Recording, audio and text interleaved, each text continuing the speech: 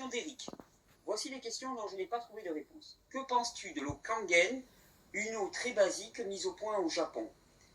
Je pense que c'est une bonne chose, sauf que voilà, elle est très basique. En matière d'eau, c'est très particulier parce que la bioélectronique de Louis-Claude Vincent recommande une eau plutôt légèrement acide.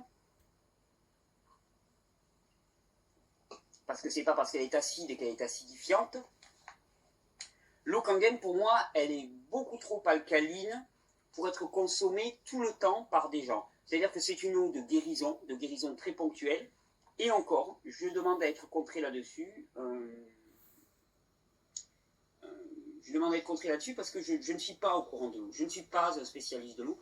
D'ailleurs, de l'eau, je en consomme, je dirais pas de moins en moins, mais j'en consomme de plus en plus sous forme de jus de fruits, parce que je consomme tellement de jus d'agrumes, de jus comme ça, que j'ai de moins en moins besoin d'eau. Mais parce que j'en consomme des grandes quantités, puis parce que mes reins filtrent enfin, ils commencent vraiment à être régénérés, à bien filtrer, ce qui fait que voilà, le système commence vraiment à bien travailler.